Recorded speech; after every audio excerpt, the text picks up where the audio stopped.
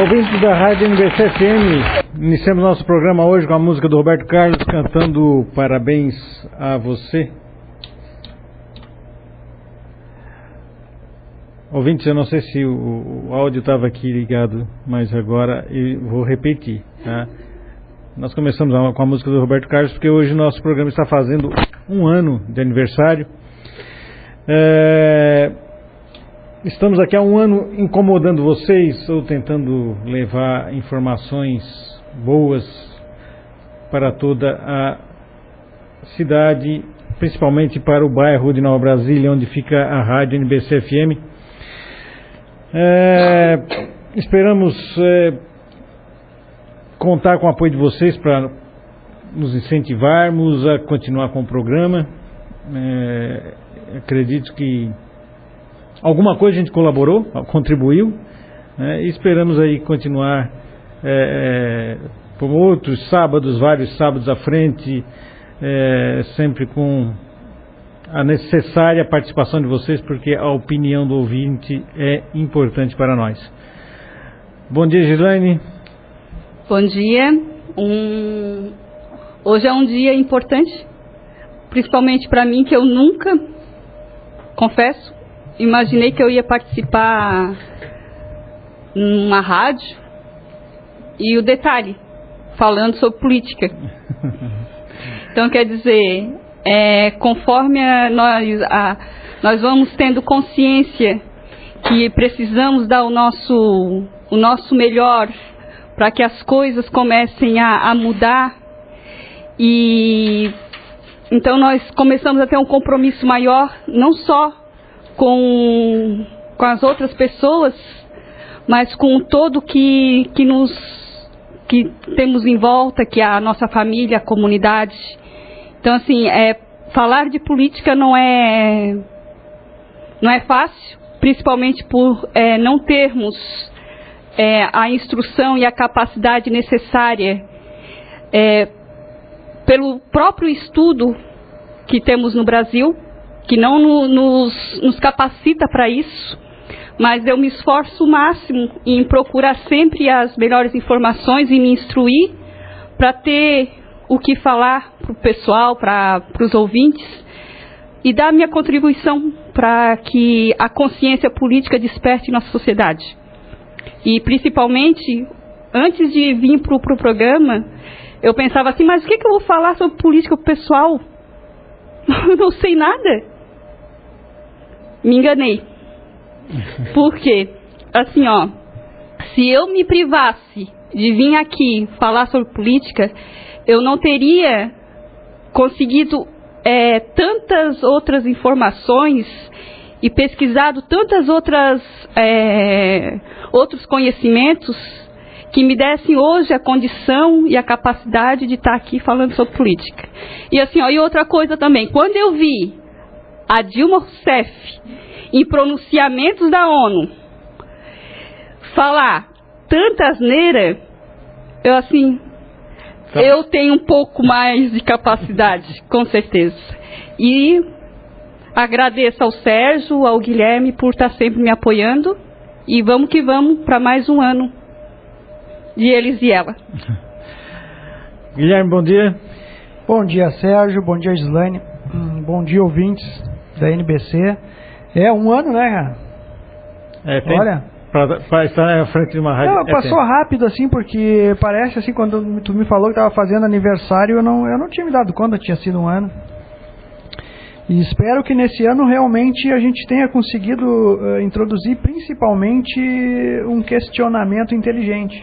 Ou seja, que as pessoas pudessem levantar um questionamento inteligente sobre o cotidiano que elas ainda não tivessem pensado. E eu quero mandar um agradecimento para uma das pessoas que talvez contribuído para isso. Obrigado, Dilma. Eu acho que, deixa eu destoar um pouco, porque se não fosse ela, talvez esse programa demorasse um pouco mais para vir ao ar. Realmente para mim era um sonho, né, um dos projetos que eu tinha de vida era fazer algum programa em rádio, né, já escrevi em jornais, tem um blog, embora não esteja muito ativo agora, mas sempre foi um projeto meu, né, de participar de um programa de rádio e falando de política, falando de conhecimento. E geralmente, Girlene, quando a gente se propõe a fazer algo e realmente quer se dedicar a esse algo, a gente precisa ir atrás, né, de outras informações e querer fazer sempre melhor. Nós sabemos que o nosso público, nossos ouvintes poderiam querer que a gente estivesse falando aqui de outros temas políticos, né? Porque o que a gente pretende debater aqui é a estrutura do sistema político brasileiro, a estrutura de governo. E sei que as pessoas às vezes procuram nas rádios alguém reclamando dos buracos que estão nas ruas, do salário de um ou de outro dentro do governo, que não deixa de ser algo importante, mas tudo isso depende de uma estrutura, né? Se nós não mudarmos essa estrutura que nós temos hoje no país, não mudará nada aqui embaixo, em termos de cidade. Temos que mudar o modo das pessoas verem a política, debater política, vamos debater ideias, e isso aqui a gente acha que é importante, por isso que a gente mantém esse programa a muito custo, porque nós nos privamos de todo sábado de manhã estarmos aqui, no verão, no inverno querendo dormir mais tarde, no verão querendo ir para a praia, né? Hoje trabalhei até as 6 da manhã, né? Estou aqui. Então eu acho que vale a pena, eu sempre vi dessa forma, que valeria a pena, e por isso eu estou aqui. Eu quero dar um agradecimento a Jarlene, porque foi a única no Facebook que lembrou do nosso aniversário. Então, obrigado, Jarlene, pela lembrança. Né? E qualquer dia nós vamos convidá-la para vir aqui falar de educação e de política, que eu sei que tem esse conhecimento. Obrigado, Jarlene. Eu queria voltar lá no programa passado, que nós tínhamos um convidado, que seria o Vanderlei de Carvalho. Ele é pré-candidato, e a presença dele aqui não foi possível em razão de eu diria um inconveniente, não um expediente. A Rádio Comunitária de Nova Brasília recebeu no dia 6 de abril uma correspondência do Partido Social Democrata, o PSD, assinado pelo seu presidente, Cristiano Lopes de Oliveira, que alertava a rádio para problemas que poderiam ocorrer nas entrevistas com pré-candidatos, programas realizados com pessoas que seriam filiadas a partidos ou pré-candidatas. E como a rádio é comunitária, ela não tem fundo suficiente para ter assessoria jurídica, para, quando receber um ofício desse, levar ao conhecimento de algum advogado para saber, né, o que realmente isso significa, o conteúdo, entender o conteúdo de questões jurídicas, de legislação. E me entregaram, o João Mário passou para mim no sábado de manhã, quando cheguei aqui, essa correspondência do Partido Social Democrata, PSD. Eu não tive, no momento, tempo para olhar a legislação, que o conteúdo desse ofício mencionava, e achamos melhor não ter o programa com a participação do pré-candidato Vanderlei de Carvalho. E depois verificamos que o conteúdo, não entendemos o porquê dele, não entendemos o porquê desse ofício do PSD, já que a legislação eleitoral, ela só vai proibir isso no final de junho. Então, eu achei um despropósito do PSD de encaminhar ofício, não só para a Rádio Nova Brasília, como me parece que teria encaminhado para outras rádios. Não ajudou em nada, só fez confusão. Eu acho que as pessoas têm que ser mais responsáveis. Citou um artigo de lei, na verdade citou um inciso de um artigo, mais ou menos nesse termo. O ofício são três laudas, eu não vou ler aqui todo, mas dizer para ter cuidados com não dar igualdade de condições a outros candidatos dos demais partidos, que o PSD iria ajuizar a ação se por acaso não fosse dado possibilidade de candidatos deles, pré-candidatos deles participarem dos programas na Rádio NBC. Eu acho que não é isso que... Eu não acompanho toda a programação da Rádio Nova Brasília, mas pelo menos no nosso programa Eles e Ela, só o Cristiano veio 2 vezes aqui. Então, são 2 que vieram 2 vezes, se eu não estou enganado. Ele, pré-candidato a prefeito, e a Michela Freitas, pré-candidata a vereadora. E aí, num artigo aqui citado pelo PSD, diz o seguinte, num parágrafo é mencionado o seguinte: a imprensa em geral, incluindo todos os veículos de comunicação, deve obedecer rigorosamente os ditames legais, sob pena das sanções previstas, o que será exigido por nosso partido no uso de seus direitos estatutários.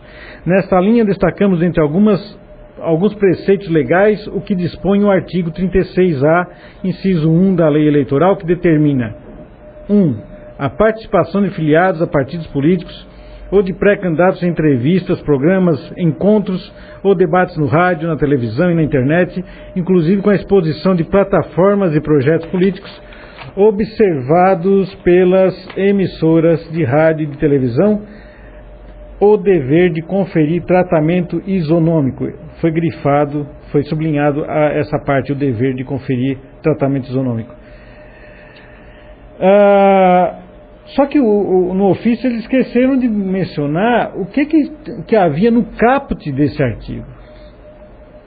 Porque só colocaram o inciso, a participação de filiados e partidos. O caput o caput diz o seguinte, artigo 36A: não configuram propaganda eleitoral antecipada, desde que não envolvam pedido explícito de voto, a menção à pretensa candidatura, a exaltação das qualidades pessoais dos pré-candidatos e os seguintes atos que poderão ter cobertura dos meios de comunicação social, inclusive internet.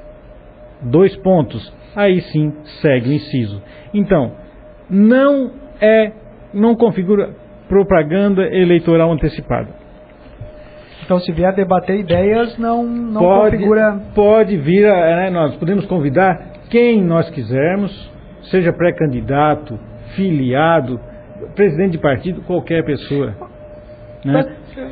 Com essa isonomia que ele está querendo, talvez ele esteja que a gente chame outros candidatos. Não, mas o que acontece é que essa... Veio 2 vezes. Ele já veio 2 vezes, né? Então esqueça, né? Sua participação aqui talvez, eu acho que não terá mais. Não. Vem quem quiser, o programa está aberto. Vem quem quiser, só que isso cabe a nós, dentro do processo, dentro da nossa liberdade também de imprensa, de convidar quem nós quisermos. A lei só vai exigir essa isonomia a partir do dia 30 de junho. Não Sim. Agora. Certo? Como nós vemos os debates que tem nas grandes emissoras de TV, na Rede Globo, Bandeirantes, SBT, não sei se a SBT faz, quando são convidados, né, presidentes, candidatos a presidente da República, candidatos a governadores, no caso, né, nos seus referidos estados, e que é dada a possibilidade de todos participarem do debate, é convidado todos aí sim por isonomia, porque a lei exige essa isonomia de ter que convidar todos para ir no programa, senão não pode. E essa isonomia só passa a ser exigida por lei em determinada data do calendário eleitoral, que não é o caso, né? Não estamos ainda dentro desse calendário que exija essa isonomia. As rádios convidam quem elas quiserem. Então, infelizmente, pedimos desculpas ao Vanderlei de Carvalho por não termos, como naquele momento, no sábado passado, a gente realmente correr atrás disso para saber se realmente já havia ou não, né, eu acreditava que não, mas na dúvida, como a rádio não é minha, eu não sou o diretor da rádio, estamos aqui com um espaço cedido gentilmente pela rádio, nós não queríamos trazer nenhum transtorno à rádio NBC. Imagina, a gente já não ganha nada, né? Já não ganhamos nada. Imagina ainda ter que pagar alguma multa, alguma... aí não tem graça. Não trazemos nada de ajuda, de custos para a rádio, né? Não é uma rádio comercial, poderíamos apenas conseguir alguns auxílios em termos de apoio cultural. Infelizmente, e aí deixamos de fazer o programa. Durante a semana eu encaminhei convite novamente para o Vanderlei de Carvalho, para voltar hoje, né, já que a gente sabia então que não haveria problema algum, e ele não me respondeu. Não sei se ficou chateado, aí é um problema pessoal dele. Nós estávamos apenas querendo preservar não só a rádio, como também uma possível candidatura dele que não viesse dar problema depois. Não viesse dar problema. Né? Quem sabe futuramente a gente faz aqui um debate quando tiver realmente pré-candidatos definidos, que hoje também não temos todos, os candidatos pré-definidos a prefeito. Podemos aqui fazer um debate com eles, né? Falar de política. Trazer todos os pré-candidatos a vereadores aqui é impossível, porque nós temos um programa semanal, nós sabemos que vão ter aí dezenas de candidatos, então realmente vai ser impossível fazer isso. A questão aqui com referência ao Vanderlei, por que trazer o Vanderlei? Porque foi dado ao PR a possibilidade de dentre seus candidatos, quem tivesse interesse em participar do nosso programa, que se colocasse à disposição.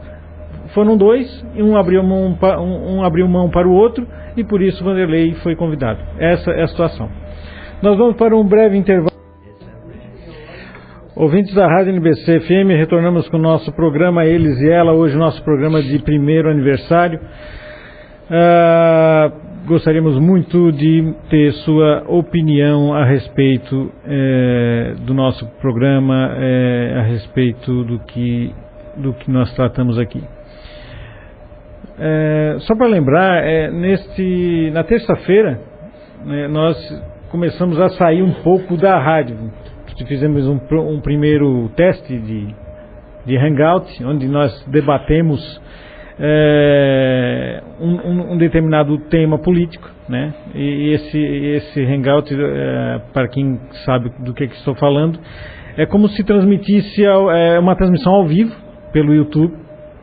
Então as pessoas poderiam acessar o nosso canal, né, o nosso canal no YouTube, programa Eles e Ela, e ali assistir todo o debate que a gente estava fazendo naquele momento.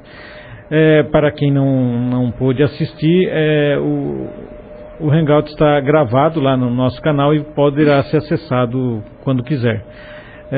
Talvez a gente faça outros, né, que é diferente do nosso programa, porque aqui nós tratamos de diversos assuntos no mesmo sábado, né, durante 2 horas.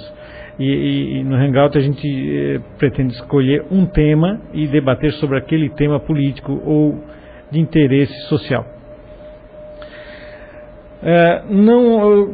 Quem sabe o nosso WhatsApp, 98 30 21 15, pode mandar sua mensagem, só que infelizmente na correria hoje para vir para cá, eu acabei deixando o telefone em casa, né? Mas pode mandar sua mensagem que será lida, à Idade Média. Será lida no próximo sábado. Lembra para o pessoal que esse Hangout foi transmitido ao vivo, mas está gravado. Quem quiser vê-lo pode acessar agora lá e ver o que nós comentamos, exatamente, o que nós falamos. Nós já estamos com 5 programas gravados no nosso canal no YouTube, né? O programa de sábado passado está lá para quem quiser ouvir. né? E este, durante a semana, também será disponibilizado para quem não pôde ouvir. Uma matéria aqui no Estadão a respeito de uma análise política do New York Times, não sei se alguém leu. O New York Times, talvez o jornal mais importante político dos Estados Unidos, disse que impeachment é liderado por políticos acusados de corrupção e a hipocrisia, diz New York Times.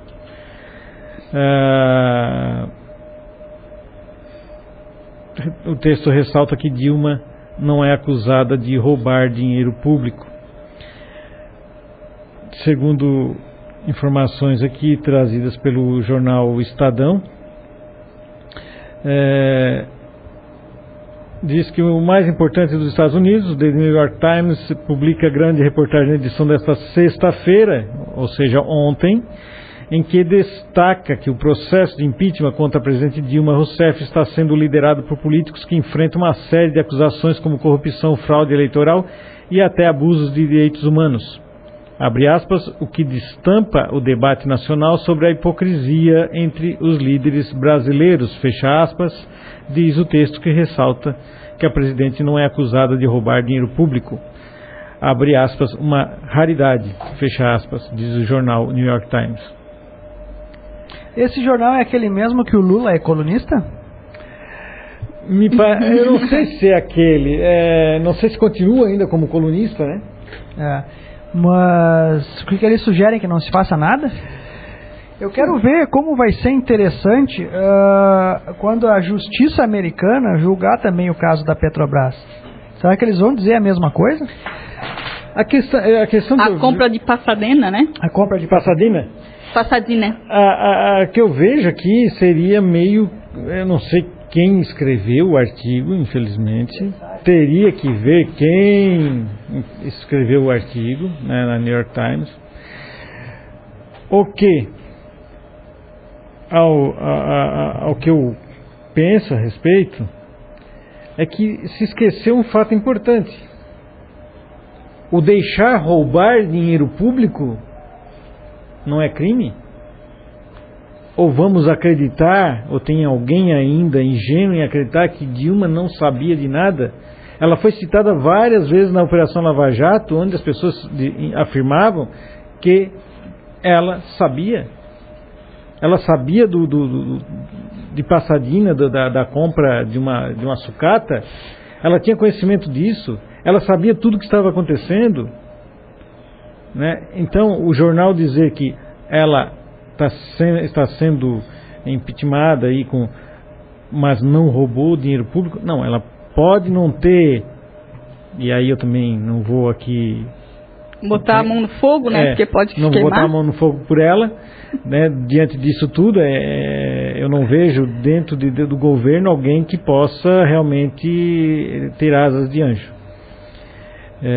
Agora, se ela sabia de tudo, isso não, o fato de até agora não ter sido destacado nada em relação a ela ter recebido dinheiro dessa corrupção, dá a ela um passaporte de honesta. Né? Dá a ela um passaporte de dizer que ela não tem nada com isso, de isenção, eu não tenho nada com isso, etc. e tal. É impossível, né?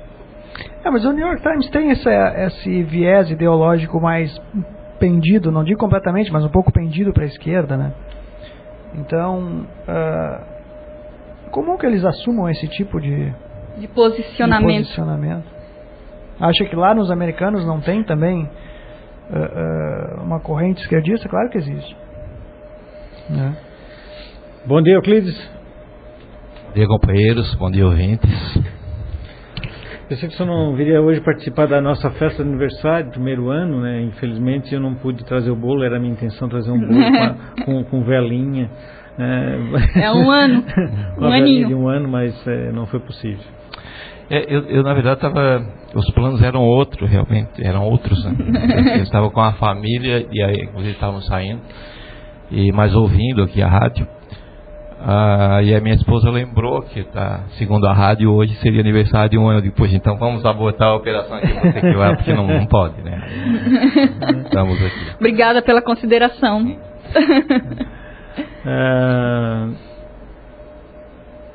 Amanhã o que é que vai acontecer neste país? Amanhã é uma data histórica, assim, estava até falando antes com a Gislane, não importa se for aprovado o início do processo de impeachment ou não, eu sei que isso vai ser um grande marco.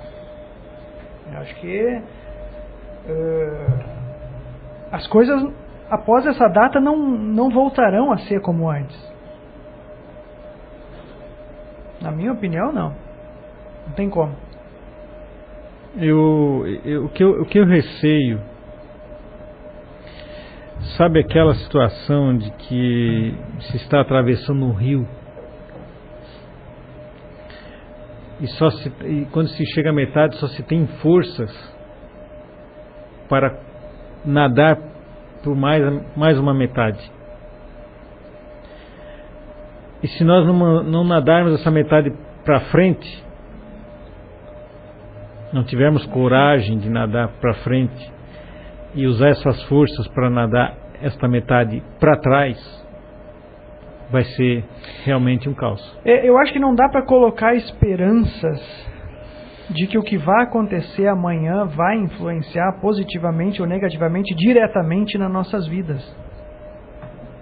Sinceramente, eu não acredito muito nisso. Por exemplo, assim, vai sair a Dilma e a coisa vai melhorar. Não vejo um panorama tão fácil. Mas pior, eu penso que, diante de tudo que eu tenho lido, mantê-la no poder é pior. É pior para o futuro, ou seja, para o nosso momento presente e futuro imediato, a coisa já está traçada, já está definida, não tem grandes coisas que vão alterar isso. Tá? Realmente uma mudança assim, dessa magnitude, nessa direção política, econômica, as coisas assim, vai trazer mudanças de perspectivas futuras um pouco mais distantes, não tão imediatas. Por isso que eu falo desse momento é realmente importante, é de grande relevância, porque digamos, vai se concretizar esse cenário de mudança, certamente quem entrar vai ter que se posicionar diferente frente a gasto público, frente a mercado e tudo isso pode sinalizar grandes mudanças para melhoras futuras. Ou não, vamos dizer que não mude, mas o impacto disso que está acontecendo politicamente e economicamente no cidadão médio é enorme, está todo mundo participando desse momento. Nunca assim. Se falou tanto de política no país, nunca tantas pessoas que nunca falaram de política estão falando. Está mais aquecido que a eleição, entende? Por isso que eu acho que é um impacto enorme, é uma coisa que vai sacudir, mesmo que isso não se concretizar, vai haver uma mudança. No jeito como as pessoas vão interpretar isso, como vão discutir isso, como vão aceitar ou não as coisas, eu acho que mudou, não de efeitos imediatos, mas de efeitos históricos. Euclides? Eu acho que o caos está estabelecido. E acho que as coisas estão sendo conduzidas de uma forma muito passional também, e midiática. E a gente acaba sendo envolvido nisso tudo, aí acaba nos faltando a frieza necessária para analisar a situação. Eu vinha ouvindo no rádio a questão vocês citaram ali o jornal americano, né? Eu gosto muito dos americanos nesse tipo de coisa, que eles têm aquela frieza típica lá, né, daquele pessoal e tal. E concordo, inclusive, né? Por que passional? Passional porque nós estamos envolvidos, ou está se envolvendo na discussão específica do impedimento da presidente, questões, por exemplo, da Lava Jato, que não são objeto da denúncia que ensejaram toda essa análise pela Câmara. Os objetos da denúncia são os tais decretos lá, que permitiram o remanejamento da receita orçamentária e aquilo que eles chamam de pedaladas, que é aquela jogada contábil para fazer parecer alguma coisa que não é. Esses são os objetos da denúncia. Processualmente, o cidadão pode estar pensando, opa, que importância tem isso, se existem outros crimes e tal, por que não? Processualmente isso é importante. Não tanto importante para a Câmara, talvez não tanto importante para o Senado, mas muito importante para um terceiro momento, que é quando vai parar porque no momento isso vai parar, em algum momento lá na frente vai parar no judiciário. O impeachment? O impeachment? Eu acho que não é o impeachment, a forma como ele é. Por exemplo, digamos que estou falando do Senado já, sim, no julgamento mesmo, sim, lá, né, no processo. Agora o que nós vamos ter é uma autorização para o Senado, exato, processar. Se na hora do julgamento lá, do motivo que vai justificar a tirada da presidente, se o motivo que embasar isso for a Lava Jato, com certeza vai haver um recurso para o Supremo Tribunal Federal e o Supremo vai dizer não, você não pode fundamentar porque o objeto da denúncia é outro. Então acho que a gente vai ter essas questões, elas vão ter a sua importância lá na frente. E falei da questão passional aí de tudo que está envolvendo, né? A outra questão da hipocrisia, quem está moralmente gabaritado para assumir esse papel de presidente lá na frente? O vice-presidente? Porque nós naturalmente nós conversamos, poxa, como que a presidente não sabe? Ela que conduz, ela é a chefe de Estado de todas essas questões, inclusive dos decretos, das pedaladas e tal. E isso também nos poderia remeter a uma outra pergunta. Como que o vice-presidente não sabe de tudo isso? Ele tem a obrigação de saber também. Não é? Como que a presidente foi parar lá como presidente da República? Com a ajuda dele, vice-presidente da mesma chapa, presidente e vice, né? Tem todo E a impressão que se tem é que parece que o vice agora está meio que saindo de santo na história, meio que tem... Não tem realmente. É hipocrisia realmente, se nós, né, olharmos sob essa ótica. Bom, mas aí tem o presidente da Câmara que pode assumir, no caso, não presidente. Né? Bom, sou presidente da Câmara, eu nem vou comentar, porque está mais do que... enfim, as coisas estão aí estampadas. Então, por isso eu falo do caos. Porque quem vai assumir depois? Então talvez fosse o momento, nós falamos de mudança aqui, de se repensar, e aí bem no começo do programa você está falando da questão estrutural e tal, que eu também ouvi lá no rádio. Nessa questão estrutural, né, de mudar o modelo será que não é a hora do parlamentarismo mesmo? Será que fazer uma mudança realmente efetiva, aquela de... Né, porque senão corre-se o risco de a coisa ser... e nós temos que pensar sempre a longo prazo, de daqui a 10 anos, né, com a memória que nós temos das coisas, já ninguém lembrar mais disso e a coisa voltar a ter essa infeliz rotina, né, que nós estamos acostumados. Então eu me preocupo bastante como as coisas estão sendo conduzidas, assim, a questão da insegurança jurídica, de tudo que tem pouca gente falando disso, né? Ou as pessoas que quando falam são pessoas do governo, e por serem do governo é difícil a gente ouvir agora, né? Porque estão comprometidos, não são isentos, não tem isenção, né? Não tem. E vale o mesmo raciocínio quando a oposição está falando.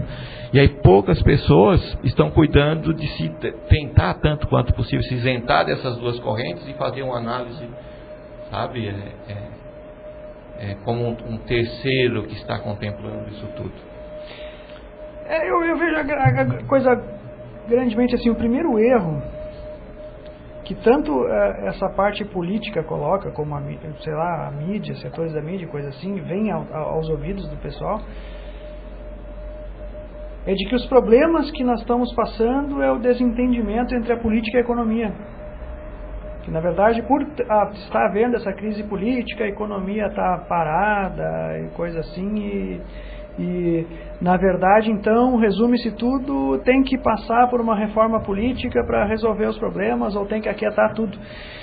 Eu discordo um pouco disso.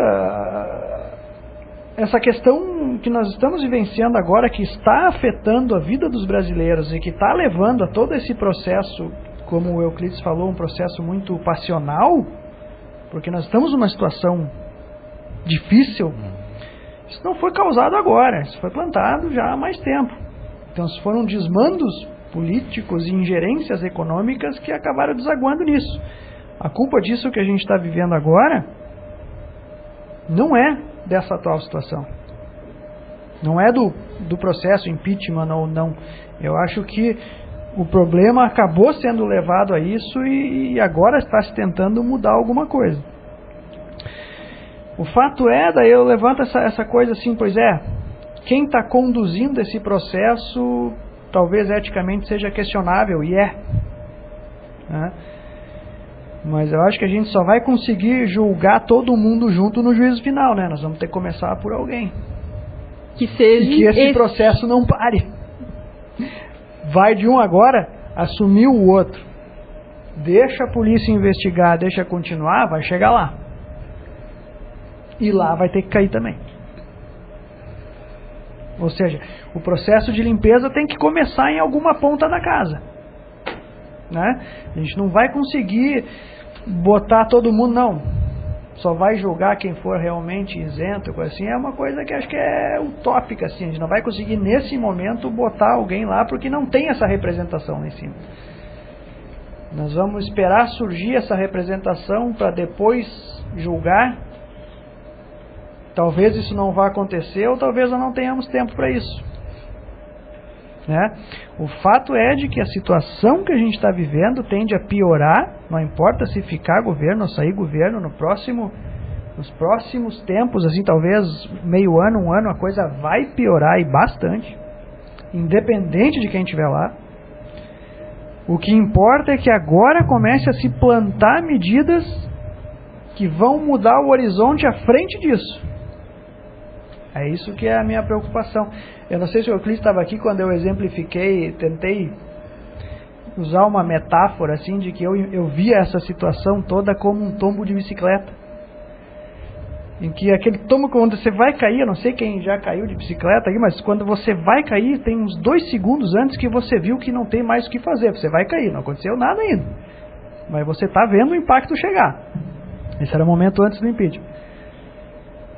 Aí tem o momento do impacto. Bum! Você vê estrelinha, você vê pneu voando, você vê terra voando. É só um festival de fogos de artifício. Que é o momento que estamos vivendo agora. Para depois vir o momento de contar os estragos. Para daí ver se você vai conseguir levantar e ficar de pé. Aí que pode ter uma perna quebrada, um braço quebrado. Uma coisa que você ainda não sentiu. Né? A minha sensação é de que agora a gente vai começar a ver a poeira baixando. Não importa quem ficou, ou quem saiu, ou o que aconteceu, mas que nós vamos ter que contar esses estragos e podem ser dolorosos, vamos. O que vai vir disso é bom? Ruim? Não sei. Mas vai ser diferente.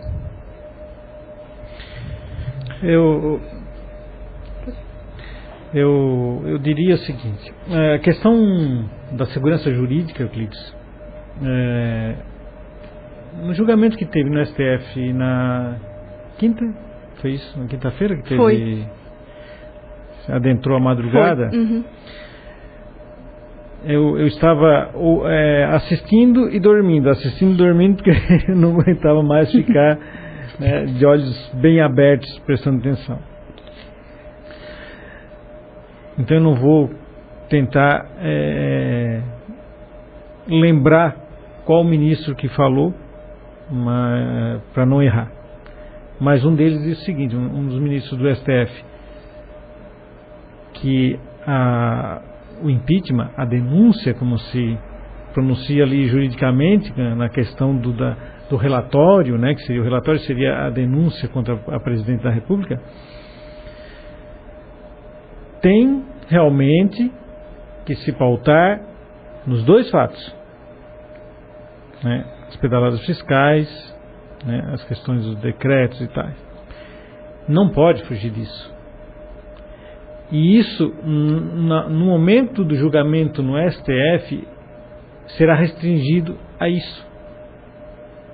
A oposição sabe disso.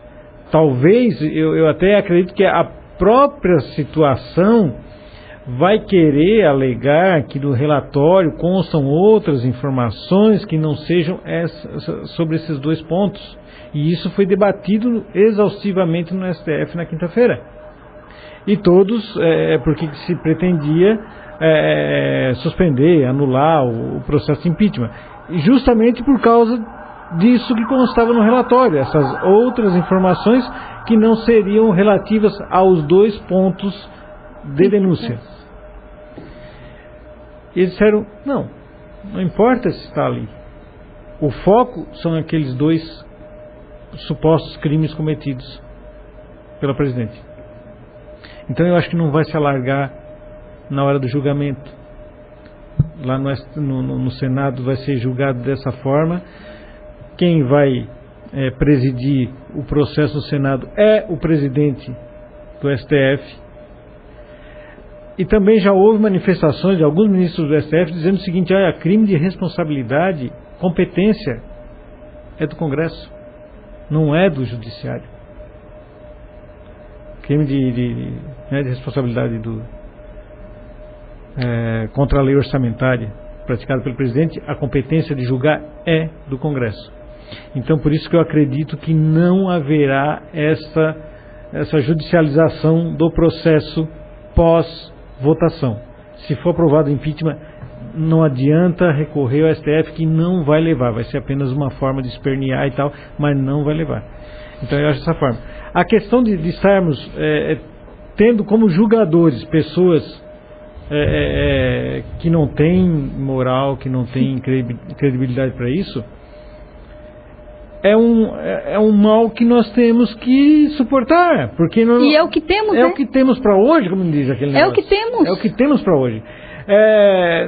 Eu diria que às vezes processos na justiça comum podem estar sendo julgados por juízes que não teriam a moral de estar julgando aquilo, mas é o que nós temos para aquele momento. Nós não temos como ficar escolhendo quem irá voltar a esse processo. Então, embora eu veja que a situação, é o Temer que vai assumir. Na minha opinião, eu não sei se eu já falei isso aqui no programa, eu mantive contato com o pessoal do MBL, alguns, né, em Florianópolis, e eu disse para eles, eu penso que nós teríamos que ir às ruas logo após a assunção do Temer e pedir a renúncia dele, porque nós não temos como tirar todos ao mesmo tempo. Temos que fazer igual o Jack Stripador, vamos por partes. Tiramos a Dilma, depois tiramos o Temer, depois tiramos o Cunha, depois o Renan, aí fica o Tiririca. Não tem Tiririca, essa é a história, né? E vamos para eleições. Não podemos tirar todos, nós temos que tirar um de cada vez, e nós queremos que não sejam eles que venham julgar a Dilma. Não tem como tirar da competência deles isso, só cabe a eles. Quando eu falei, as três termos centrais daquilo que eu falei, né? Paixão, né? Falei da questão passional, da hipocrisia, me referindo à opinião lá do jornal, e do caos, que está estabelecido e que se está alimentando para um momento pior lá na frente. Eu não quis dizer em momento algum que serem hipócritas, não tem que aquelas pessoas não podem julgar, até porque nós estaríamos criando um tribunal de exceção, o que, né, seria absurdo, né? Arbitrário, ditador, enfim, é o que nós temos, nós que elegemos, hipócritas ou não, estão nos representando legitimamente, porque nós delegamos. Exatamente, legitimamente. Né? Então, em nenhum momento foi sequer imaginei esse tipo de coisa, assim, embora tenha compreendido aí o teu comentário. A questão da paixão, ela está estampada, né? Está presente, realmente. De ambos os lados. O que é natural em momentos como esse. Sim. Né? Principalmente para quem gosta de política. Precedem a uma altura. Né? Então, é natural nosso isso. E daí, qual é que era o outro ponto? Eu falei da hipocrisia, do passional e do caos. Eu acho que se está alimentando o caos, porque o que tu falaste agora, o que nós conversamos agora, Euclides, pareceu que são esses dois pontos. Está claro para o Supremo, para as pessoas que acompanharam lá o julgamento, e para uma minoria, mas põe minoria nisso. Porque a imagem que a mídia está vendendo e que os próprios parlamentares estão propagando é de que o objeto do impedimento, do possível impedimento, não são só os decretos, mas a questão da roubalheira que se estabeleceu, a questão da Lava Jato. Para o povo que está lá na rua, a questão maior, até talvez até tem eles, nós povo, né, estamos mais fixados na ideia da Lava Jato do que nos decretos. Entendo, o público mais está pensando mais na Lava Jato do que exatamente. Certo, mas vale lembrar que um dos pedidos de impeachment que tem no Congresso é em razão da Lava Jato. Se esse não passar, tem mais 8 lá. Não, só para concluir. Né? Então, a fixação é nessa questão da Lava Jato. Embora uma minoria realmente tenha essa consciência de que os pontos são esses dois que nós conversamos. Mas a grande maioria não. É a Lava Jato e a paixão se envolve muito. A mídia está alimentando isso. Os parlamentares não estão colaborando, porque inclusive em seus discursos, quem está acompanhando, né, está vendo as falas. Então, imagine, cria-se essa situação. Digamos que lá na frente não aconteça o impeachment, porque a questão dos decretos lá realmente havia uma lei anterior que permitia o remanejamento, que a questão das pedaladas não configuraram empréstimo, e sim, digamos que prevaleça, que existe a possibilidade. Sim. E aí, por isso, o Senado entende que não há motivo para o impeachment. Como que essa população, que está sendo alimentada de uma forma diferente, vai assimilar? Mas como? Não for decreto, mas então quer dizer que está autorizado a roubar, porque todo mundo roubou. Como que você está entendendo? Quando eu falo no caos, que ele está estabelecido, né, que ele está aqui em ebulição e que ele vai explodir lá na frente. Se houver o impeachment, isso até vai ser bem assimilado pela maioria, né? Mas se não ocorre, como é que o cidadão comum vai entender isso? Se os meios de comunicação não estão colaborando para esclarecer esses pontos, tanto quanto deveriam. Acho que se assemelha com aquela história do Al Capone, né? Sim. Que o Al Capone era um criminoso conhecido, e todo mundo sabia que ele era um gangster, chefe de quadrilha e tudo. Mas ele foi pego pelo imposto de renda, né? Sonegação. Isso. E por isso foi julgado. Na verdade, ele estava sendo julgado por todo o resto. Por todo o resto. Mas o objeto foi aquele. Claro. Porque, pelo que... é claro que a gente tem algumas opiniões, né? Mas geralmente a partir do que nós lemos, né? Nós vamos procurar e tal. E pelo que se vê, Dilma, Lula, Cunha, Renan, o provável futuro deles é na cadeia. Por tudo que está sendo investigado, que nós não sabemos de tudo, aos poucos é soltado alguma coisa, né? se de forma política, se de forma, sei lá, para criar fatos, para criar mídia, mas pelo que a gente sabe é muito grave. Realmente quebraram o país. Realmente o Cunha recebia propina parcelado, parecia Casa do Bahia, a carneira da Casa do Bahia, vai receber mensalmente. É impossível que esse cara não seja preso, vai se encaminhar para isso que está segurando ele hoje.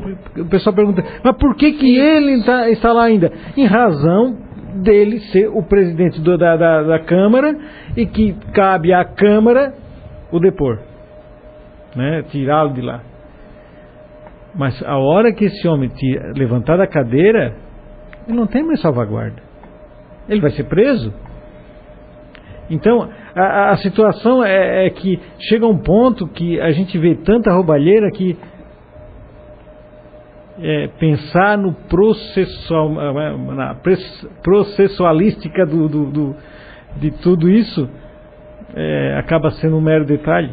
Embora a gente, como formados em direito, a gente sabe da necessidade, né, de um processo legal e tal, mas para mim a única coisa que não fica bem seria esses deputados, também muitos envolvidos com corrupção, e diga-se de passagem, pelo que se denota, a maioria que está mais envolvida na Lava Jato, quem está defendendo a Dilma, pelo que a gente acompanha ali. Então seriam pessoas que estão querendo julgá-la, tirar de lá, que são corruptos, mas também quem está defendendo ela também são. Então tem que fazer esses dois parâmetros, não é só quem está querendo tirar, mas quem também está querendo deixar. No fim, joga tudo no mesmo balaio. Mas é o que nós temos para hoje. Então, assim, ó, o que eu já falei. Que, assim, é incrível como as pessoas agora começam a...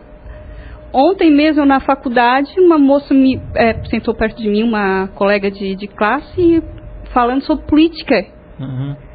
O que eu mais me... Assim, ó, porque falam da paixão, mas a gente não tinha essa paixão há 5 anos atrás. A paixão do brasileiro é o futebol. Mas hoje em dia o que se mais ouve no nosso meio, restaurante... Estava no restaurante uns meses atrás, um senhor atrás começou a conversar comigo sobre política. Então, assim, ó, eu vejo isso, essa ebulição, esse caos, como o Guilherme falou, um ponto positivo para o despertar de uma nova consciência, do despertar da nossa responsabilidade com o que estão fazendo com o nosso dinheiro. O caos geralmente ele leva, ou sempre, sei lá, leva à reorganização, né? O segundo momento após o caos é a reorganização. Uma realocação. Realocação. Só que o nosso problema histórico dentro dessa linha aí, de que depois da tempestade vem a bonança, que é isso ou a ambulância, né? Estamos dizendo, né? Autobus de bicicleta. Só que no nosso país, infelizmente, as rupturas elas têm sido muito frequentes. Não é? Golpe de 64, depois Collor, depois rompe Collor, depois ela assume depois rompe. Em termos históricos, isso é muito... E gera insegurança. Por exemplo, falando para a vida prática agora, para o investidor estrangeiro que quer fazer um projeto de 50 anos num país desse, que não sabe o que vai acontecer amanhã, se vai romper, se não vai. Talvez por isso a grande dependência do capital volátil, né? Aquele capital oportunista, aquele que eu deposito e fica acompanhando aqui no computador, na televisão, vou tiro, levo para lá, né? Então, essas coisas, elas têm consequências importantes, essas rupturas muito frequentes. Não que não tenham que haver, né, mas que sejam realmente bem fundamentadas, bem consubstanciadas em fatos, né, assim, concretos e bem explorados e tal. Que até na minha opinião, houve um descompasso aí. A coisa, por exemplo, da operação da Operação Lava Jato, ela estava sendo conduzida, e continua sendo, de uma forma tal que em algum momento ia alcançar lá o chefe do executivo. Em algum momento vai alcançar. Aí nós teríamos alguma coisa muito mais sólida, muito mais, sabe, demonstrada, provada, comprovada. Só que com o surgimento dessa questão, da questão da lei orçamentária e das tais manobras contábeis, quando isso entrou em pauta, isso ganhou muito mais velocidade e ultrapassou e chegou na frente da operação lá. E é o que está conduzindo agora, não é? Que talvez não leve a possibilidade bem pequena, mas né, temos que compreender, que analisar. E aí nós não vamos aceitar se não houver essa destituição da presidência. Por quê? Porque nós não vamos estar raciocinando só em cima daquilo, nós vamos estar em cima do todo.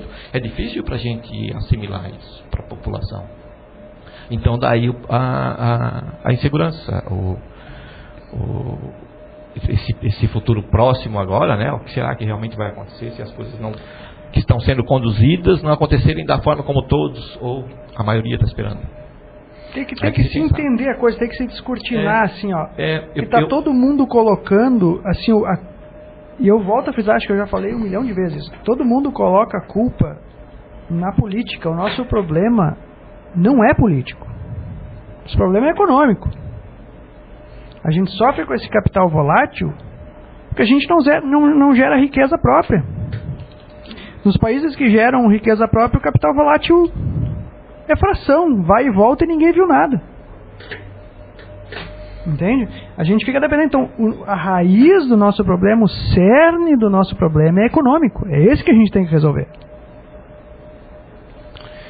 Isso é uma coisa social, é uma coisa das pessoas e não da política. Não é a política que manda nisso. Nós vamos para um intervalo brevíssimo, é só para comer um chocolate aqui que o Guilherme trouxe para comemorar o primeiro aniversário do nosso programa, e nós retornamos rapidinho. Ouvintes da Rádio NBC-FM, retornamos com o nosso programa Eles e Ela. A gente sai do ar, mas o debate aqui fora do ar continua. É muito mais quente do que no ar. Do que no ar. Não deu nem para eu comer o meu chocolate em paz. Mas essa questão econômica, veja o que aconteceu agora, que o governo começou a divulgar o superávit com as exportações. E é aquilo que a gente conversa, Euclides, que apresentasse aqui, que às vezes a população, a maioria não entende, né, essas questões de direito, questões econômicas, né? E para quem não entende, acha que isso é uma boa, esse superávit que houve na balança comercial brasileira. Vendemos mais do que compramos lá de fora. Na verdade, isso demonstra que o país está parado, né? Não se compra mais nada lá fora. E o problema aí tem que analisar esse dado, que é capaz da gente ter vendido menos do que vendia. Vendido menos do que vendia antes. Só que compra. Como não compra, acaba tendo esse superávit. Né? Eu comprava muito mais lá fora, né? Deixei de comprar, mas mesmo deixando de comprar, como eu não vendi tanto, o superávit passou a ser maior. Então essas questões que às vezes a população também não consegue entender. E isso gera desemprego, né? O país está parado, gera desemprego. Se não está comprando lá fora, porque a indústria não está produzindo. Se não está produzindo, tem que desempregar, e desempregando começa a gerar mais um problema social, e vem o endividamento das pessoas por não ter capacidade econômica de compra. Por isso temos aí, quanto era 1/4 da população que estava totalmente endividada.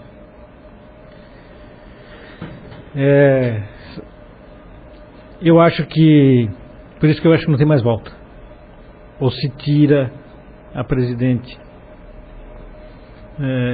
e vamos arcar com esse ônus, né, como falaste, que se futuramente vierem a afirmar que não era crime, etc. e tal. Nós temos hoje várias, né, duas correntes dizendo que é crime, né, e a outra dizendo que não é. Se fosse isso debatido no STF, também não teríamos unanimidade nem para um lado nem para um outro, eu acredito, né? Mas a legislação é isso, o direito é isso, é esse debate, é essa dialética, e nós vamos ter que conviver com isso. Só me impressiona o seguinte: vocês viram aquele vídeo que era para ir pro ar da Dilma, do pronunciamento?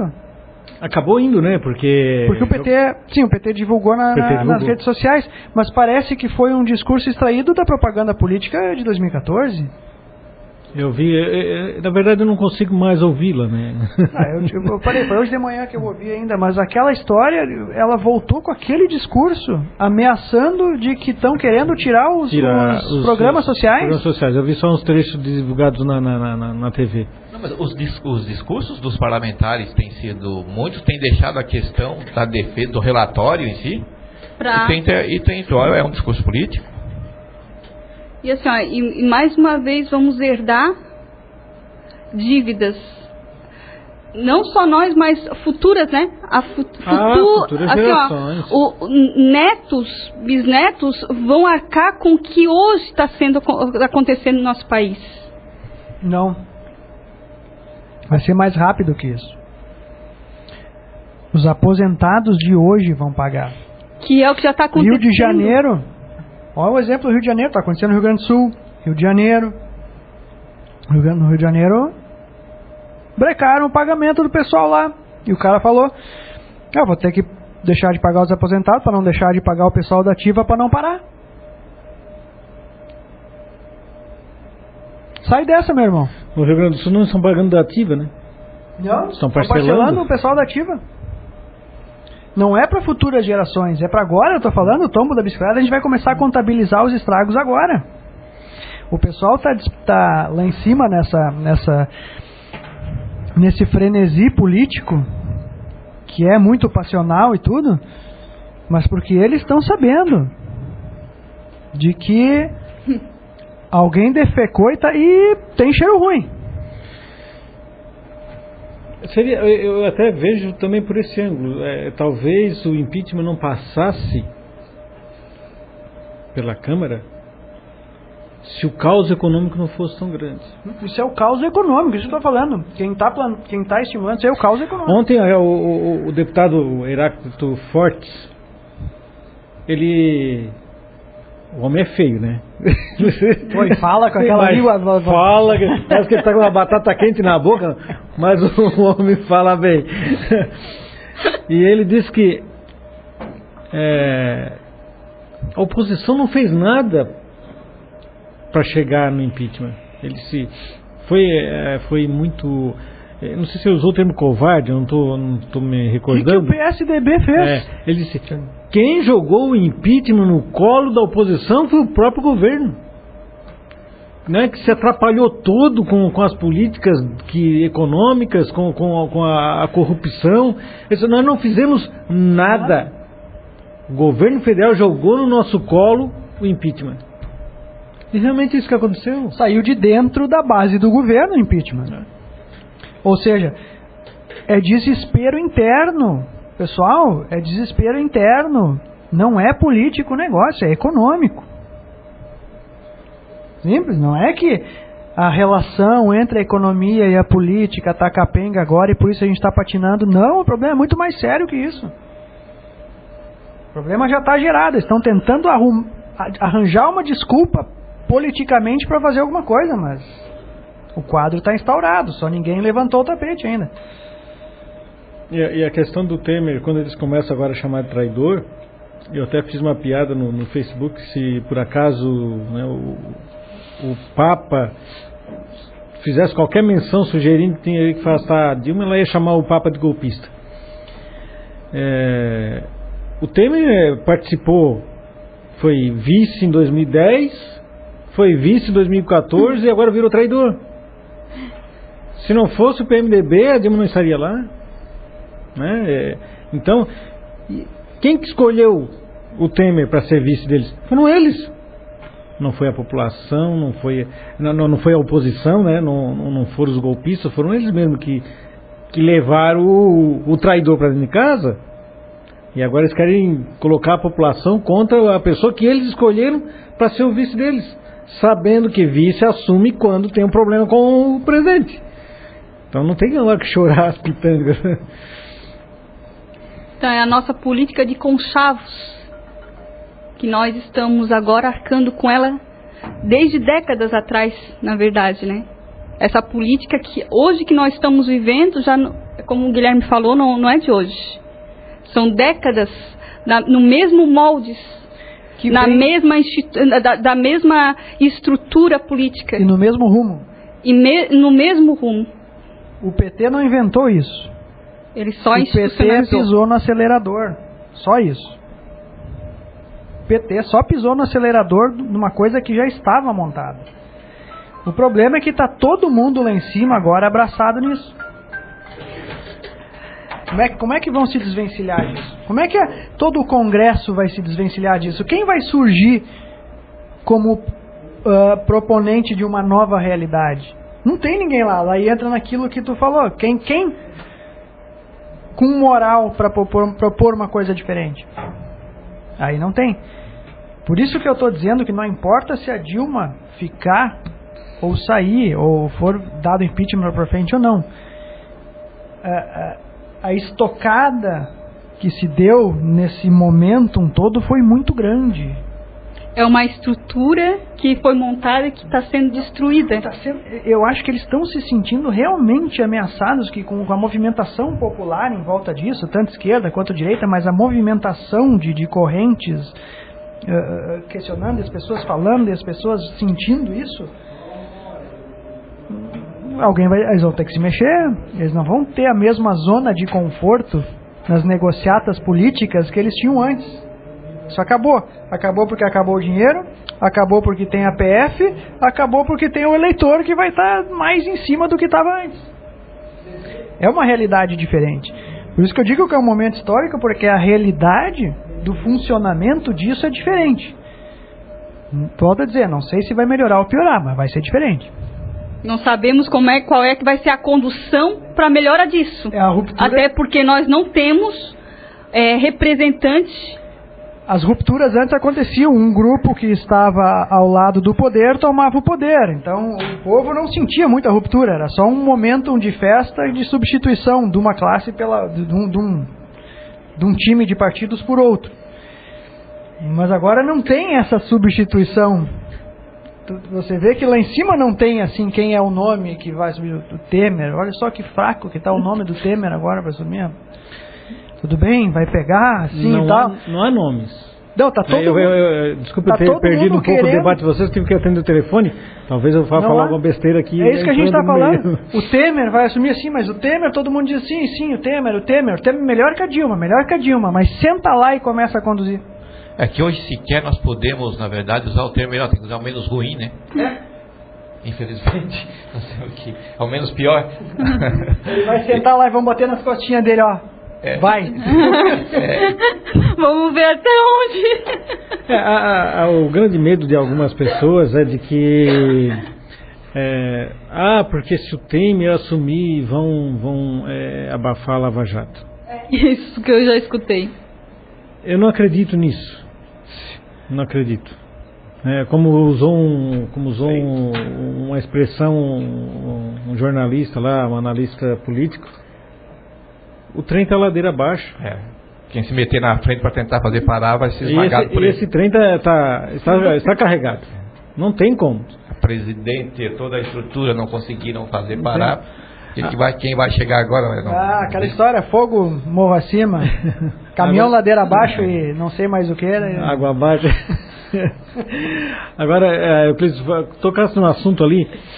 Será que não seria um momento de pensar em mudar para o parlamentarismo? Novo modelo, no mínimo. Aí seria uma mudança, eu acredito, o resultado vai ser melhor, não saber mais. Seria uma mudança efetiva, né? Porque tira-se o modelo, né? É outro modelo. Mas não é uma questão de, não é uma questão de formato só, modelo A, modelo B. Existem diferenças práticas interessantes. A concentração de poderes principalmente no nosso presidencialismo, ela é totalmente diferente do parlamentarismo. Nós tivemos agora, há duas semanas, talvez, acho que foi o caso da Islândia lá, do primeiro-ministro. Sim. Coisa que seria uma poeirinha, né? Perto. Renunciou, isso, né? Renunciou, ele cai, não tem todo esse. Sabe, é outra, não sei se é melhor, mas tenho certeza que é diferente. É diferente, mas não só pelo modo de administração política, presidencialismo, parlamentarismo, mas em relação ao poder de Estado, ao poder que aquela figura exerce. Principalmente. Né?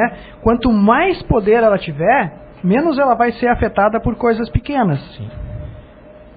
Quanto menor esse poder que ela tiver, o tamanho desse poder que ela tiver, mais vulnerável, mais na orelha ela vai tomar. A tendência é que ela tomasse cuidado com a sua postura, com a sua, né? Exatamente. Mas, né, eu sou intocável. Porque hoje o presidente, no nosso regime, na nossa forma de presidencialismo, ele é praticamente intocável. Né? Vê que diante disso tudo, mesmo com esse instituto novo da delação, que na verdade foi o que conduziu toda essa... Não se conseguiu, vai se chegar, mas não se conseguiu ainda chegar verdadeiramente né, para ver o tamanho quanto que isso fica, né, cria-se realmente uma proteção desproporcional.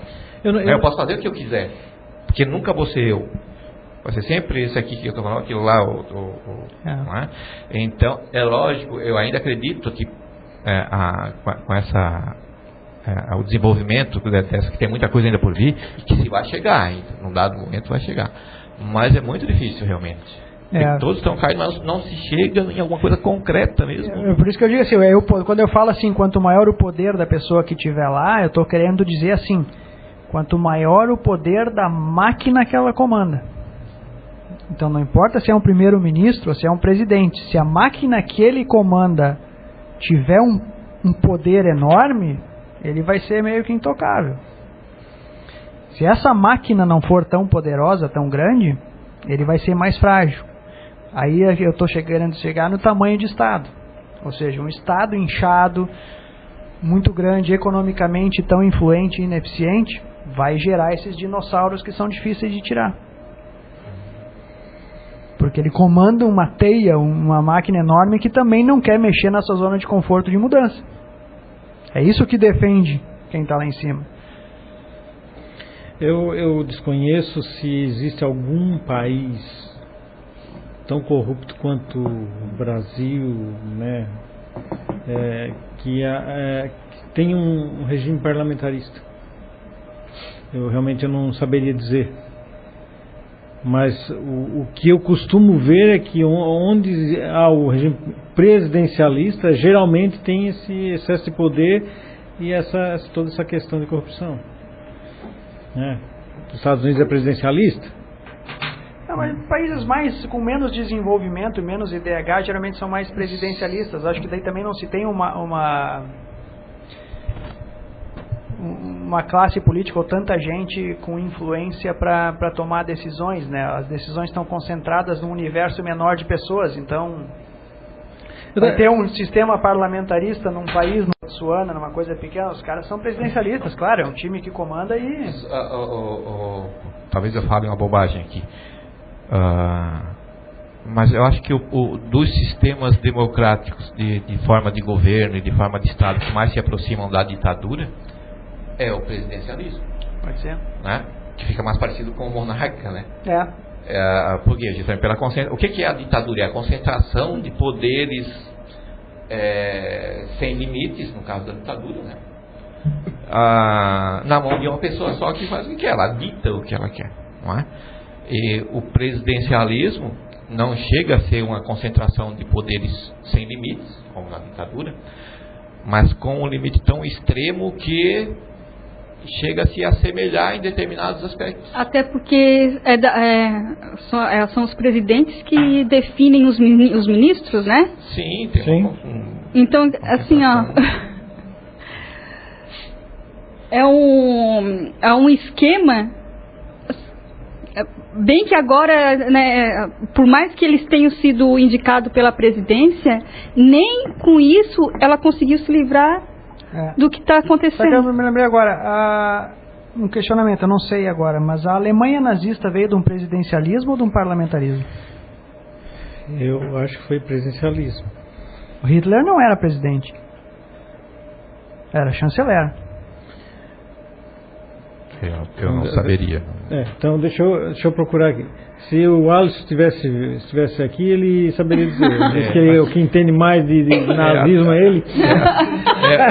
Eu acho que é porque até o pós-guerra é que trouxe mais a evidência dessa questão do presidencialismo, lógico, tem os Estados Unidos e tal, mas que ela acabou, depois da guerra, que se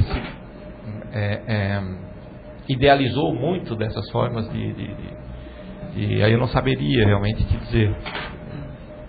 Faltou o nosso amigo Alisson. Faltou. Era parlamentarista. Parlamentarista? Então, assim, não importa muito. O que eu quero chegar é que não importa muito se é parlamentarismo ou presidencialismo. Eu iria fazer esse comentário, estava esperando vocês terminarem. Eu não sei se...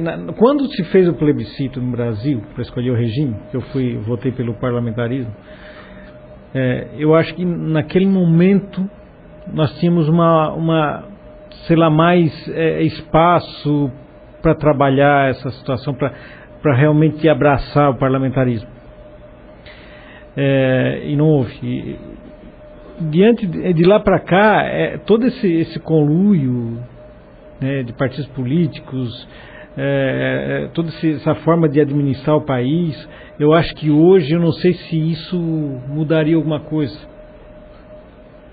Eu acho que mesmo com o parlamentarismo nós continuaríamos com os mesmos problemas. Justamente políticos. Por causa das peças que nós temos, né? Dos peões que nós temos para jogar.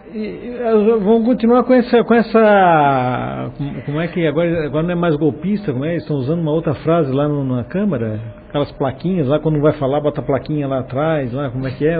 Tá um circo aquilo, né? Não, é um circo, né? É um circo. Não, aquele... Não vai ter golpe? Só fazendo um parênteses aqui, aquele o Chico Alencar, com 2 plaquinhas em cada mão atrás do cara ali, vai pro semáforo de dinheiro, cara. E os caras fazendo bolão, cara. Fazendo bolão. Os caras fazendo bolão. Pra ver quem que acerta o resultado. É uma palhaçada, cara. Quando a vida foi na capa da Folha, né? Um preenchendo ali, fazendo a listinha com o bolão, R$100. Os caras botam lá R$100, cara.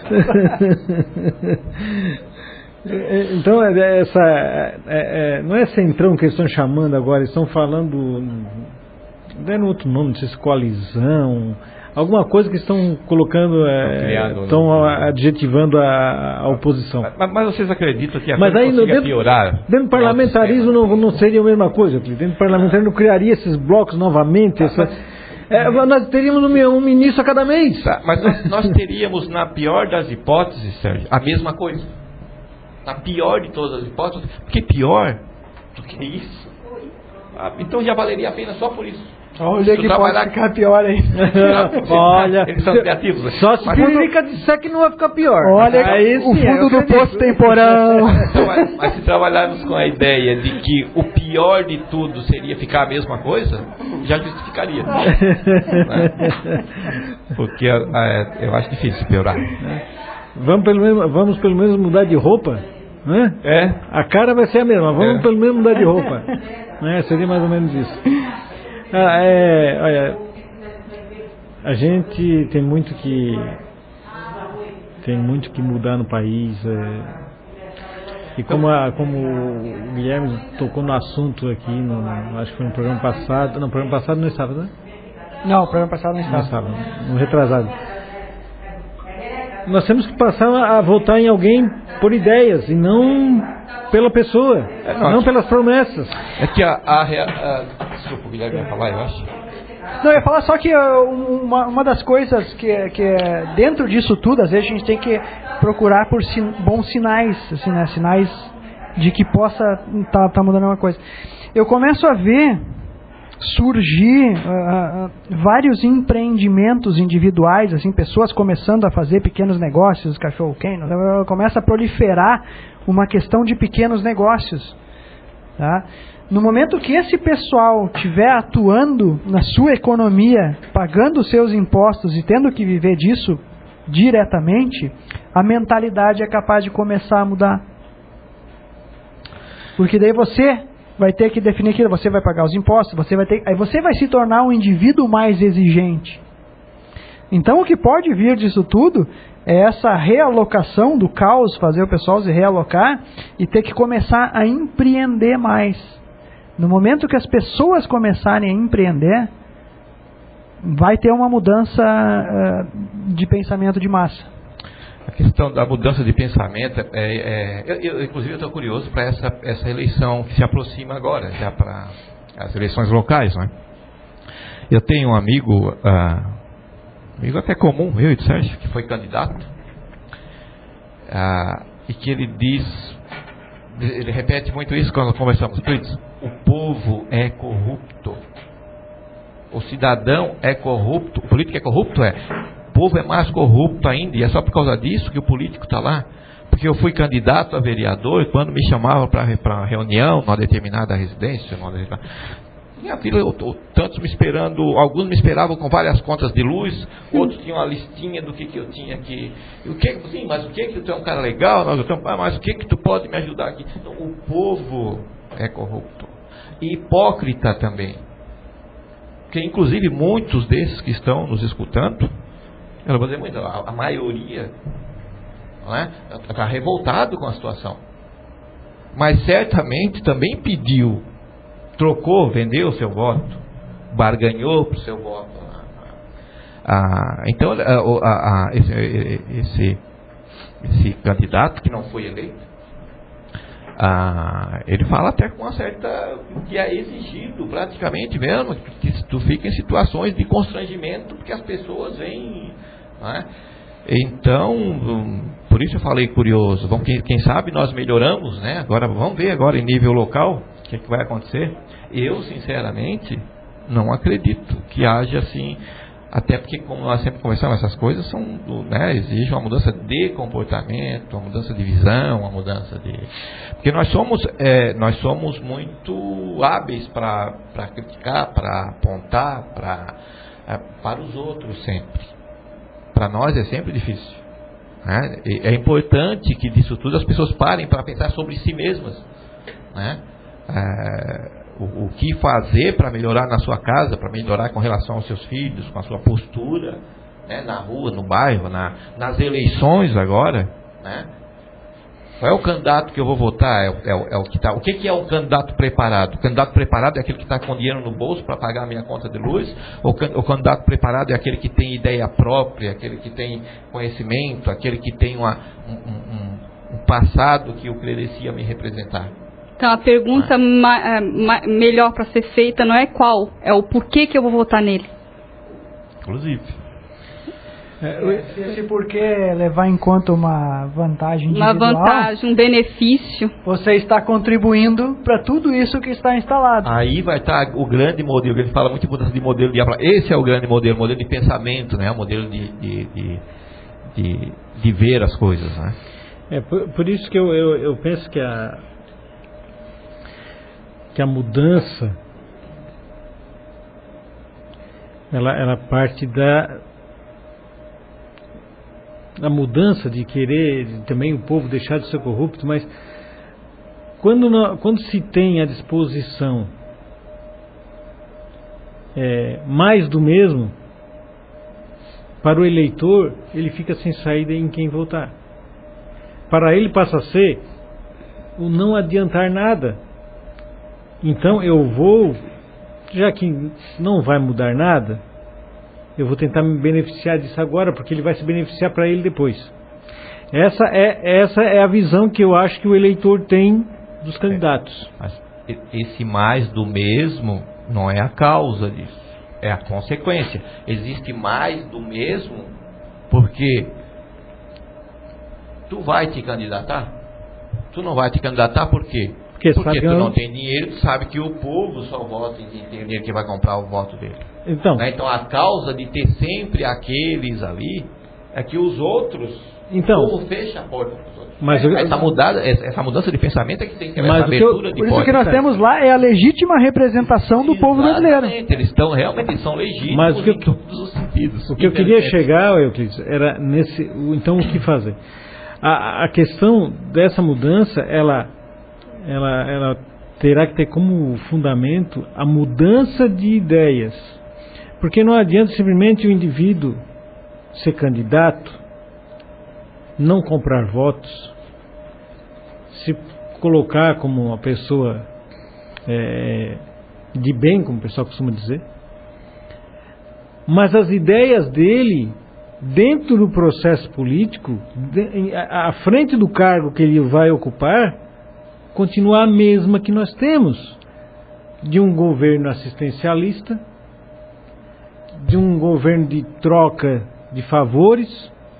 Então, o fato dele se colocar como, não, eu não vou comprar votos, eu vou fazer minha campanha sem ter dinheiro, porque realmente não tem dinheiro, mas também não vou correr atrás de ninguém para vender o meu cargo para alguma empresa, para um grupo econômico.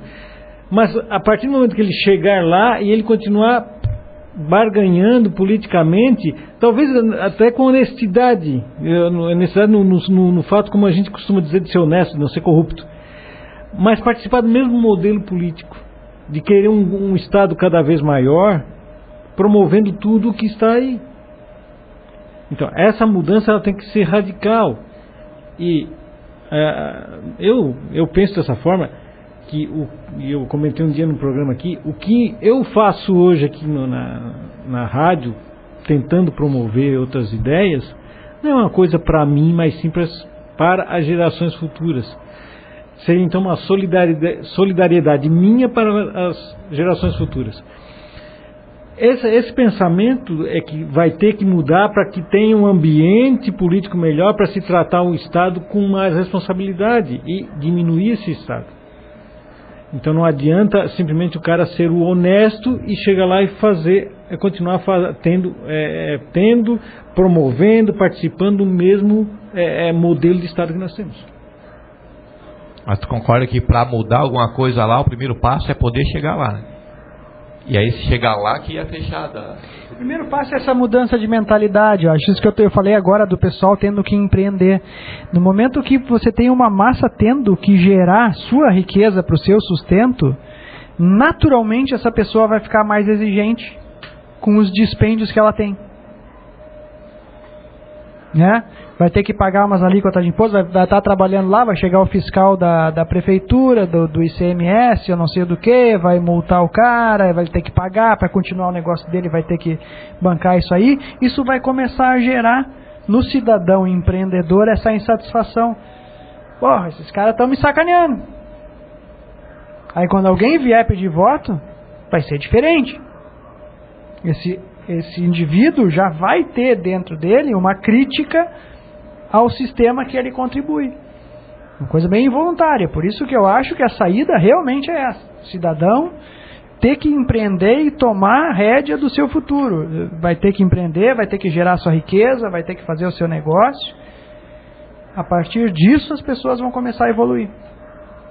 No momento que tem esse estado inchado, grande, cheio de benefícios, as coisas são fáceis, os governos fornecem várias coisas para o seu dia a dia que você não precisa gerar recurso para pagar, você fica numa zona de conforto que está tudo bem, né? Aquelas contas a mais que vem no mês, quando aparece um político pleiteando alguma vaga, o cara vai chegar lá, não, então me resolve essa aqui, vocês resolvem todo o resto, me resolve mais essas aqui. Esse é o crédito fácil, né? Que é uma das razões que além do Bolsa Família, tem o Bolsa para conseguir imobiliar a casa. É o Minha Casa Melhor, né? Minha Casa Melhor. Quantas pessoas estão endividadas agora por ter comprado uma geladeira, uma televisão daquelas que a gente vê a imagem numa menor, mas tem que ser a maior que tem. Né? Por quê? Porque o crédito estava fácil. Então ela não precisou fazer a conta dela lá e ver se dava ou não dava para... Tem que juntar tanto por mês, aí até no final de 10 meses eu consigo comprar. Não, eu vou lá e pego o meu cartãozinho e passo. Agora você imagina a diferença que geraria numa economia nacional se em vez das pessoas irem lá e parcelar essa TV, fossem com o pensamento contrário. Não, eu quero aquela TV, ela custa tanto, eu juntando tanto e botando ainda numa aplicaçãozinha ali que vai me render um jurinho, meio que pequenininho, em 8 meses eu consigo comprar ela. Teu planejamento financeiro. Não. O impacto das economias dessas pessoas girando no sistema financeiro. Pega esse bolo todo e joga no sistema financeiro. Você ia ter um juro irrisório. O empresário ou quem fosse capitalizar algum bem para produzir alguma coisa ia ter um juro muito mais acessível. A economia ia ser muito mais sólida. O capital, esse especulativo de risco, esse volátil, não ia ter esse impacto todo sobre os índices econômicos. Imagina, é uma mudança muito maior que a gente está falando. Né? Muito grande, vocês não têm noção. Só o fato de você planejar uma compra. Eu quero uma TV dessas. Daqui a meio ano, 8 meses eu consigo. Mas aí ela já não está mais ali, já tem um modelo novo aí, ele vai precisar de mais dinheiro, vai ter que esperar mais. Aí com aquele dinheiro que ela tem, ela consegue barganhar outro modelo ainda. Isso gera um impacto na economia, nos fundamentos econômicos, nos fundamentos, na economia de base, assim, na geração de riqueza. Uhum. Sim. Não tem igual. Falar em fundamentos me lembra fundos. Saiu também nesse último mês, no mês passado. Estão alterando, já foi votado, estou em dúvida, proibindo que os fundos que os fundos admitam como administradores, como conselheiros, enfim, políticos. O político não vai mais poder, por exemplo, os fundos de pensão, né, que tem conselhos, que os políticos não, a partir dessa lei, os políticos não podem mais participar dele. Tem 2 aspectos, né? No primeiro momento eu acho interessante.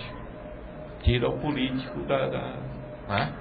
O segundo, não deixa de ser um reconhecimento de que político não é uma coisa boa. Não é honesto, não pode falar no fundo. Então tem essas 2 faces. Tá em grande perigo esse fundo. Por que um político ia querer gestar um fundo? Por quê? Por quê? É a função dele? É o trabalho dele? Não, é de um economista, pô. Não é? Por que um político vai querer almejar um cargo desses? Agora devem ter tantos políticos envolvidos nessas gestões, nesses conselhos, que está sendo necessário fazer uma lei proibindo, né? Eu não sei se eu postei hoje trecho do que eu vou ler aqui, ouvinte, eu publiquei um link na nossa página no Facebook, né, procure lá Eles e Ela Liberalismo, e você vai encontrar a nossa página no Facebook. O link está lá para quem quiser ler o artigo todo.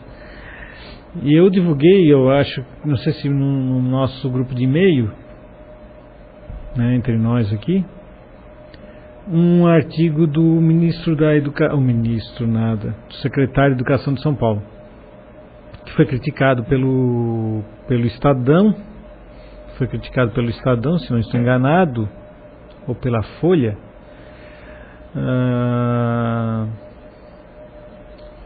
Deixa eu ver, realmente eu não consigo localizar aqui, não sei se foi pela Folha de São Paulo ou Estadão.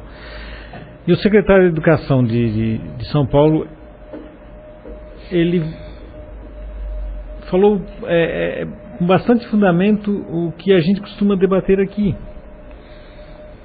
E vou ler só um trecho dele. Ele diz o seguinte: a população se acostumou a reivindicar tudo aquilo que antigamente era fruto do trabalho, do esforço, do sacrifício e do empenho, passou à categoria de direito, e de direito fundamental, ou seja, aquele que não pode ser negado e que deve ser usufruído por todas as pessoas.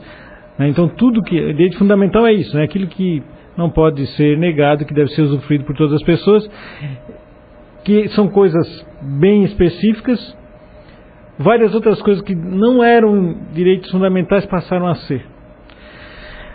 ele diz o seguinte: a proliferação de direitos fundamentais causou a trivialização do conceito de direito e, com esse nome, começaram a ser exigíveis desejos, aspirações, anseios, vontades mimadas e até utopias. Tudo a ser propiciado por um Estado que se tornou onipotente, onisciente, onipresente e perdeu a característica de instrumento para se converter em finalidade. Todas as reivindicações encontram eco no Estado babá, cuja outra face é o Estado polvo.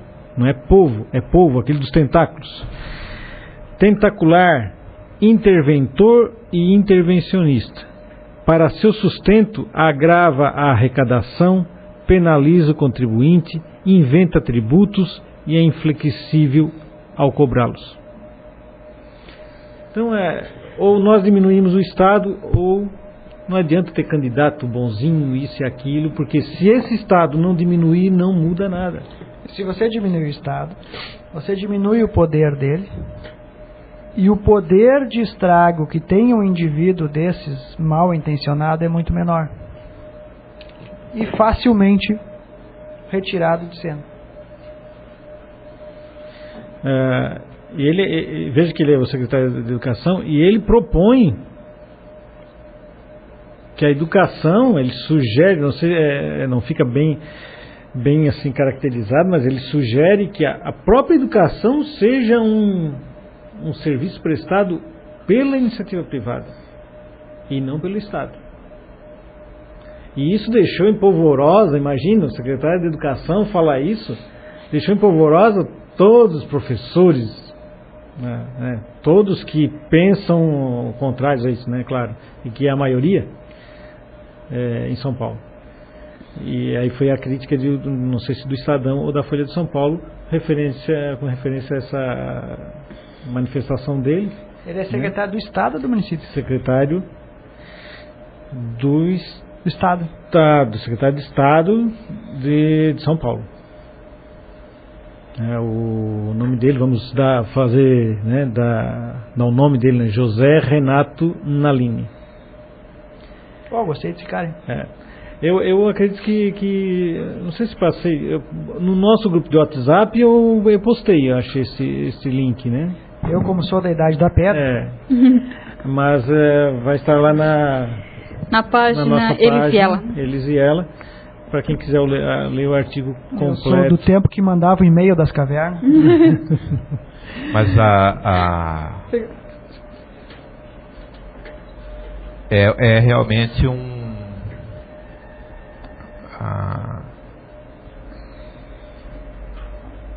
é um discurso para ser analisado assim com bastante acuidade, inclusive começando por perguntar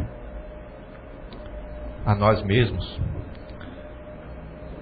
a educação é um direito fundamental?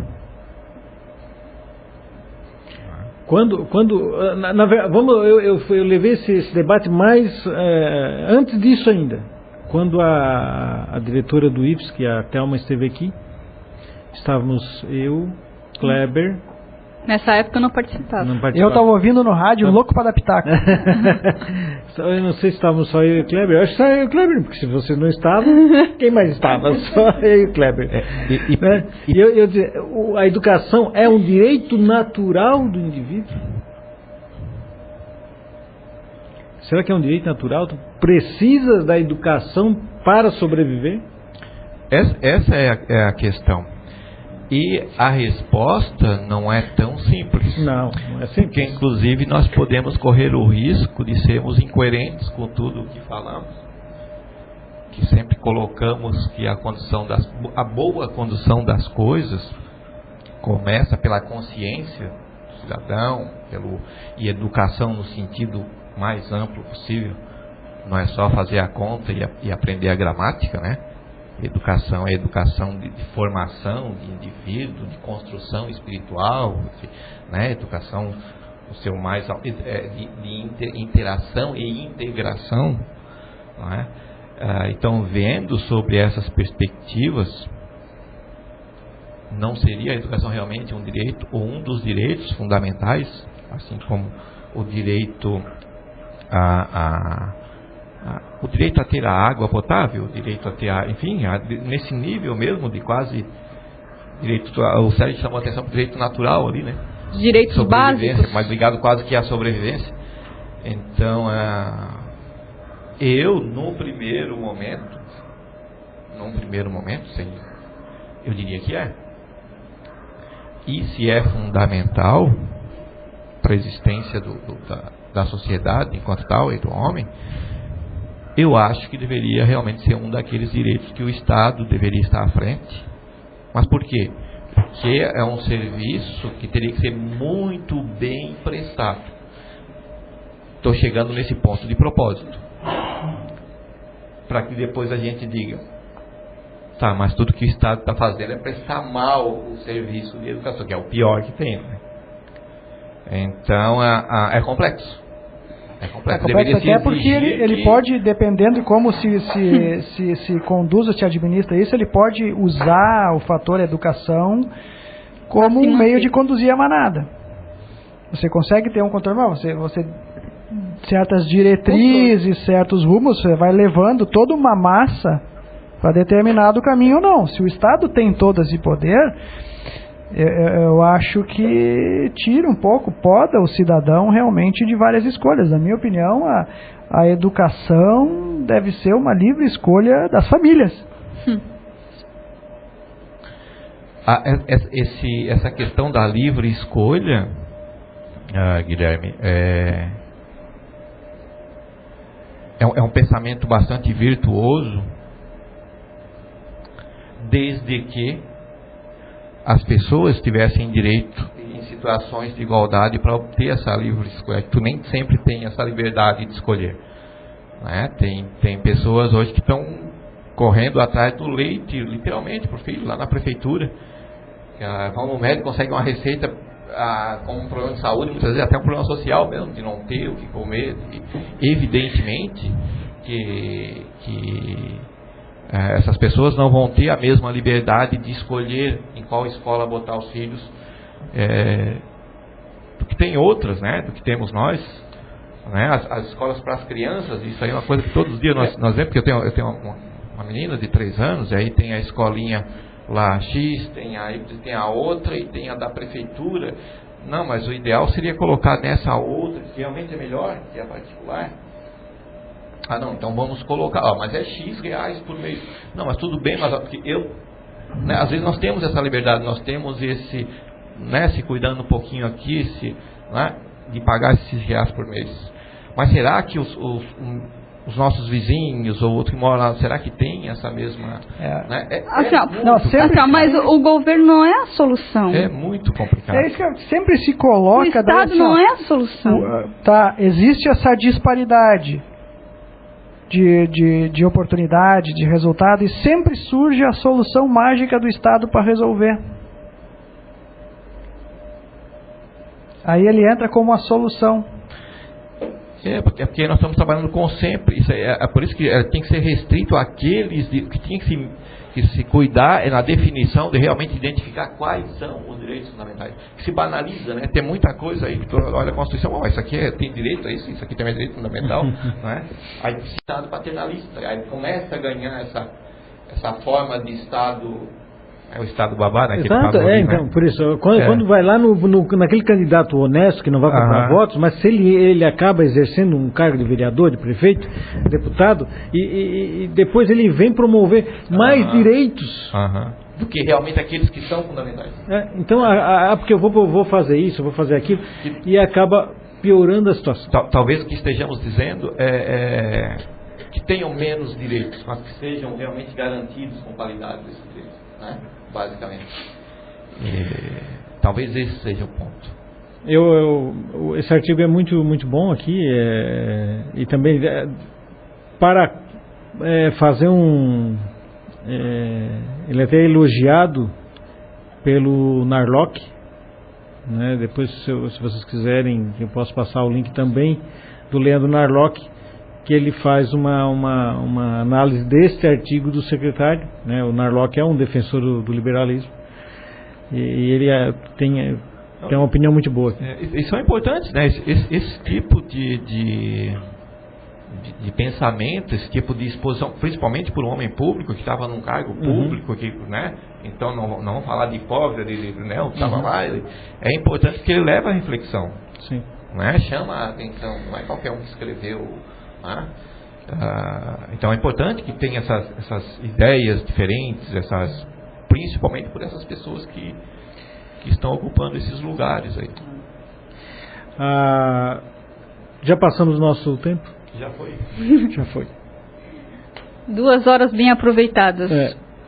Quem sabe esse não seria um bom debate? Um bom debate para o nosso próximo Hangout. O senhor não compareceu, né? O senhor não compareceu, ficamos lá esperando, o senhor não apareceu. Quem sabe o senhor apareça agora na próxima, Euclides. Gislaine, Guilherme, Euclides. Eu quero ler aqui um post que eu coloquei no meu Facebook, falando justamente da intervenção do governo. O governo é o muro que nos impede de encontrarmos soluções mais eficazes para os problemas que surgem. Muitos problemas já teriam sido resolvidos se tivéssemos um Estado mínimo, com menos intervenções em nossas vidas, com liberdade de empreendermos sem estarmos constantemente e excessivamente regulamentados. Quanto mais regulamentados, mais emperrados, a engrenagem não roda com toda a sua força, pois tem um limite de velocidade e este limite é imposto pelo governo. O governo não é uma ponte, e sim um muro que nos distancia cada vez mais de vencermos por nossos próprios esforços e capacidade própria. Desejo a todos um bom final de semana. Guilherme, obrigado. Bom final de semana a todos e amanhã todo mundo plantado na frente da TV para ver o programinha dominical. Bom final de semana.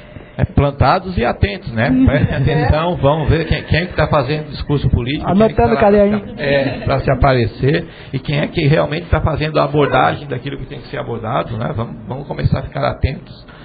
E mais uma boa semana, um bom final de semana a todos. Até semana que vem. Amanhã terá manifestação na Beira-Mar em Florianópolis. Me convidaram, estão aqui me insistindo para que eu vá com mais alguns em Bituba. Não sei se amanhã eu irei, porque mesmo que haja um telão, será colocado um telão na Beira-Mar, mas eles querem ficar lá até o final da votação. Até o final da votação vai 9 horas, 10 horas da noite, né? Ficar em Florianópolis a tarde inteira na Beira-Mar não é fácil, né? Eu acho que essa eu vou dizer que eu já ganhei o prêmio de ir. Depende se for no camarote VIP, né? Não tem camarote VIP. É lá mesmo. Eu acredito que eu vou ficar assistindo em casa, que eu adoro esses debates. Ouvintes, obrigado pela audiência. Até o próximo fim de semana.